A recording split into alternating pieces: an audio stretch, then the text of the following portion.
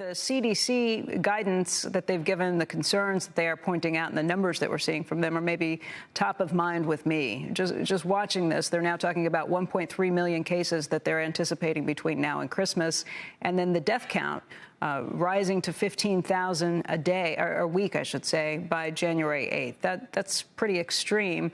And I don't know how to break this down. Tell me how concerned I should be about this. Tell me the cases that are out there being found right now, how many are thought to be maybe mild cases, maybe we're picking up more, and how do you translate that to the death count picking up too?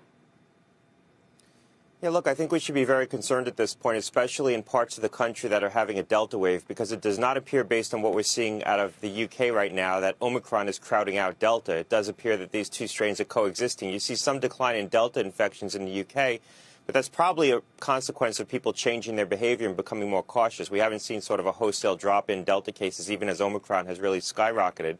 So in parts of the country that are having a significant Delta wave, like the Northeast, like New England right now, you have the potential that you could have Delta continuing to expand, continuing to spread, while Omicron also spreads on top of that. Now, there's evidence out of South Africa right now, and we've had evidence all along, that Omicron on the whole is causing less serious infection, causing fewer hospitalizations. But even if hospitalizations are substantially down with Omicron, on top of what we're seeing in New York, which is a rising flu epidemic right now, rising cases of Delta, and New York isn't the only part of the country in this situation, you could have a very difficult situation where healthcare systems start to get pressed very hard over the next 2 to 3 weeks. We know Omicron moves very quickly. It does look like the tri-state region is going to be one of the hardest hit regions early on. Other parts of the country will probably experience Omicron a little bit later, but this variant is going to move much more quickly through the country than Delta did. So people who are waiting to get a booster to afford themselves a measure of protection against this variant, time is running out to do that. I mean, if you live in the tri-state region, hopefully you have an appointment to get that booster shot already if you haven't gotten it. In other parts of the country, people should be seeking appointments right now. Those appointments are going to fill up. Demand's going to surge, which it already is doing. And the best way to protect yourself from this variant is a booster shot. One final point on this. You know, we see declines in morbidity in South Africa. There's clear evidence, fewer hospitalizations, fewer people seem to be succumbing to this virus, which is a good thing. But we do not know whether or not that's because the virus is largely spreading in a population that has pre-existing immunity to COVID, or it's just an innately less virulent virus. There's no reason to think that this virus is innately less virulent.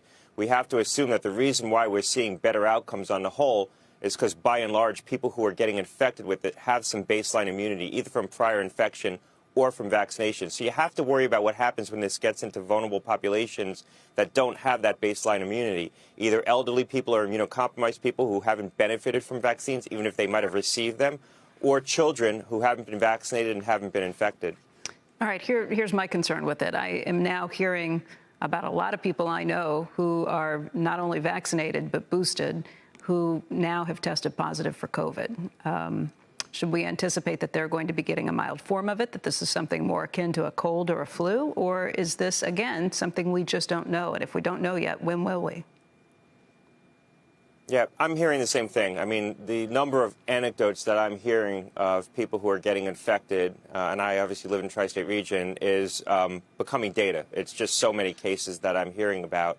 I think on the whole, we can expect that most people who have baseline immunity, certainly through 3 vaccinations, but even people who've been infected and vaccinated, based on what we've seen in South Africa, you can expect that they're going to, on the whole, have a milder infection. Some of them will still have more significant disease. And the problem is that the concern is that even if a very small percentage of people end up being hospitalized, having more serious infections from this, on top of a healthcare system that's already fairly pressed, small percentages of big numbers are still big numbers, and the attack rate here could be very high.